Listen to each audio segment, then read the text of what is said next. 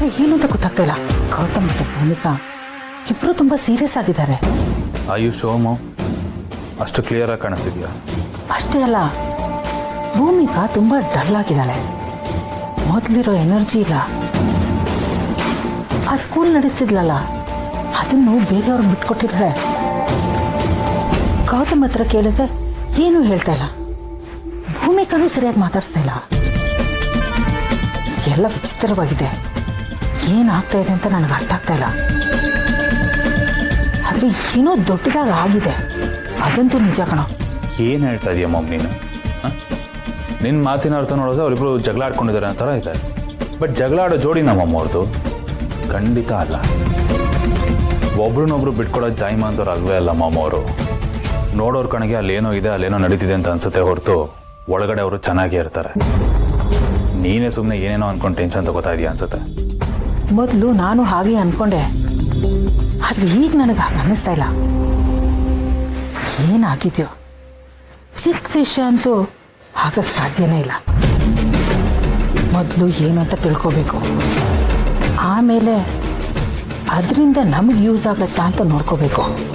Moms ಹತ್ರ ಕೇಳ್ಬೋದಾಗಿತ್ತಲ್ಲ. ಕೇಳಿದೆ, ಅವನಿಗೂ ಏನೂ ಗೊತ್ತಿಲ್ಲ. ಅವನಿಗೂ ಗೊತ್ತಿದ್ದು ನನ್ನ ಹತ್ರ ಹೇಳ್ತಾ ಇಲ್ವೋ ಅದು ಅರ್ಥ ಆಗ್ತಾ ಇಲ್ಲ. ಹಾಗಾದ್ರೆ ಇನ್ನೊಂದು ಐಡಿಯಾ, ಮಲ್ಲಿ ಹತ್ರ ತಿಳ್ಕೊ. ಈ ರೂಟ್ ಇಲ್ಲ ಅಂದ್ರೆ ಇನ್ನೊಂದು ಹೇಗಾದ್ರೂ ಮಾಡಿ ನಮಗೆ ವಿಷಯ ಗೊತ್ತಾಗಬೇಕು, ಅದು ಇಂಪಾರ್ಟೆಂಟ್. ಇದೆಲ್ಲ ನಾನು ನಿನಗೆ ಹೇಳ್ಕೊಡ್ಬೇಕಮ್ಮ. ಅದಷ್ಟು ಈಸಿ ಅಲ್ಲ ಜಯ್. ತುಂಬ ಕೇರ್ಫುಲ್ ಆಗಿ ಇದನ್ನ ಹ್ಯಾಂಡಲ್ ಮಾಡಬೇಕು. ನಾನು ಅವಳನ್ನ ಕೇಳಕ್ಕೆ ಏನಾದರೂ ಹೋದರೆ ನಾನು ಬದಲಾಗಿಲ್ಲ ಅನ್ನೋ ಅನುಮಾನ ಅವಳಿಗೆ ಕನ್ಫರ್ಮ್ ಆಗ್ಬಿಡುತ್ತೆ. ಅವಳನ್ನೇ ನೇರವಾಗಿ ಕೇಳಿದೆ ವಿಷಯ ಏನು ಅಂತ ಕಲೆಕ್ಟ್ ಮಾಡೋಕ್ಕೆ ಟ್ರೈ ಮಾಡ್ತೀನಿ. ಅದು ಸರಿ. ಆ ಥರ ಪಟ್ಟರೆ ಕೈ ಏನೂ ಸಿಗಲ್ಲ. ಮೊದಲೇನು ನಡೀತಾ ಇದೆ ಅಂತ ತಿಳ್ಕೋಬೇಕು. ಓಕೆ ಮಾಮ್, ನಿನಗಿಂತ ಚೆನ್ನಾಗಿ ಈ ಆಟನ ಯಾರು ಕೇಳೋಕ್ಕೆ ಸಾಧ್ಯ? ನೀನು ಪ್ರೋ. ಆದರೆ ಒಂದು, ಆ ವಿಚಾರ ಆದಷ್ಟು ಬೇಗ ಏನು ಅಂತ ಗೊತ್ತಾಗಬೇಕು. ಇಲ್ಲಾಂದರೆ ನಾವು ಮೂವ್ ಆಗೋಕ್ಕೂ ಮುಂಚೆ ಒಂದು ಹೆಜ್ಜೆ ಅವ್ರ ಮುಂದೆ ಇರ್ತಾರೆ. ಅದಾಗಬಾರ್ದು. ಅದಕ್ಕೆ ನಾನು ನಿನಗೆ ಫೋನ್ ಮಾಡಿದ್ದು. ನೀನು ಹುಷಾರಾಗಿರು, ಸಮಯ ನೋಡಿಕೊಂಡು ಮೂವ್ ಮಾಡೋಣ. ಓಕೆ ಮ್ಯಾಮ್, ಬಟ್ ವಿಷಯ ಗೊತ್ತಾದರೆ ತಕ್ಷಣ ನನಗೆ ಹೇಳು. ಹೇಳ್ತೀನಿ, ನೀನು ತಾಳ್ಮೆಯಿಂದಿರು. ಓಕೆ?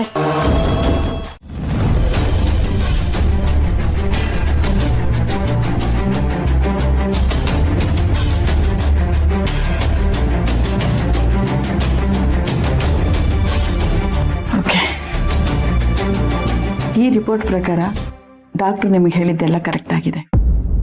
ಕ್ಯಾನ್ಸರ್ ಥರ್ಡ್ ಸ್ಟೇಜ್ ದಾಟಿದೆ.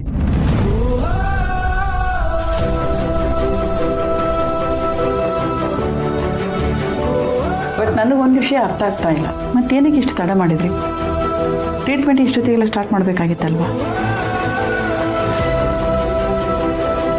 ತುಂಬ ಜನ ಇದೇ ತಪ್ಪು ಮಾಡ್ತಾರೆ.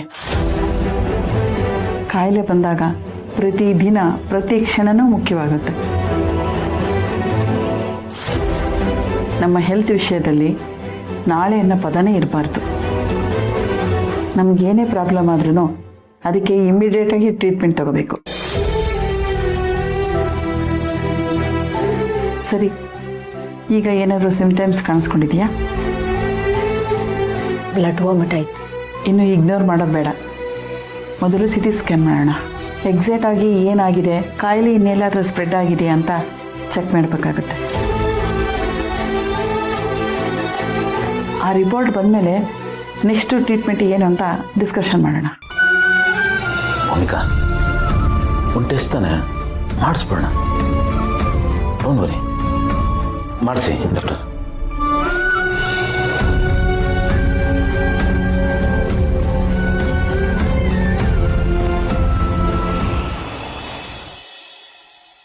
ಏಯ್, ನಿಮ್ನೆಲ್ಲ ಒಂದಷ್ಟು ವರ್ಷ ಜೈಲಿಗೆ ಹಾಕಿದ್ರೆ ಬುದ್ಧಿ ಕಲಿಯೋದು. ಒಳಗಡೆ ಹಾಕ್ರಿ.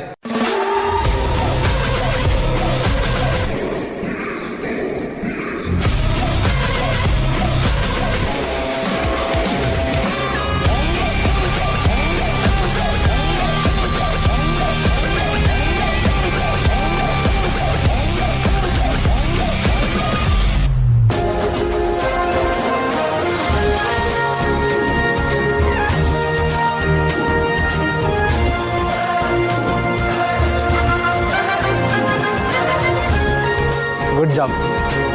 Thank you sir.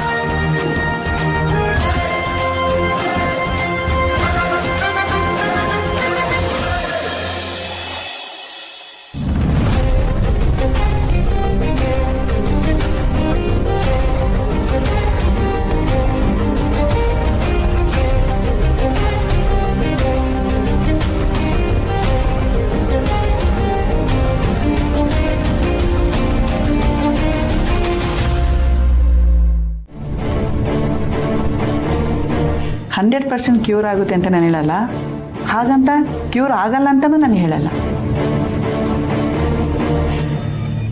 ಇದು ನಿಮ್ಮ ಜೀವನದ ಟಫ್ ಫೇಸ್. ನನ್ನ ಕೆಲಸ ಏನಂದರೆ ನಮ್ಮ ಕಡೆಯಿಂದ ಬೆಸ್ಟ್ ಕೊಡೋದು, ನಿಮ್ಮ ಕೆಲಸ ನಮ್ಮ ಟ್ರೀಟ್ಮೆಂಟಿಗೆ ಕೋಆಪ್ರೇಟ್ ಮಾಡೋದು. ಇನ್ನು ಮುಂದೆ ನಾವು ಹೇಳೋ ಪ್ರತಿ ವಿಚಾರನೂ ತುಂಬ ಸ್ಟ್ರಿಕ್ಟಾಗಿ ಫಾಲೋ ಮಾಡಬೇಕಾಗುತ್ತೆ. ಮೆಡಿಸಿನ್, ಡಯಟ್, ರೆಸ್ಟ್ ಯಾವುದ್ರಲ್ಲೂ ಕಾಂಪ್ರಮೈಸ್ ಆಗಬಾರ್ದು. ಯಾಕೆ ಅಂದರೆ ಇದರಲ್ಲಿ ಒಂದು ಸಣ್ಣ ತಪ್ಪು ಕೂಡ ದೊಡ್ಡದಾಗ್ಬಿಡುತ್ತೆ. ಇನ್ನು ಲೇಟ್ ಮಾಡೋದು ಬೇಡ, ಇಮಿಡಿಯೇಟಾಗಿ ಕೀಮೋಥೆರಪಿ ಸ್ಟಾರ್ಟ್ ಮಾಡೋಣ. ಅದಕ್ಕೂ ಮುಂಚೆ ನೀವಿಬ್ಬರು ಕೂತು ಡಿಸ್ಕಸ್ ಮಾಡಿ.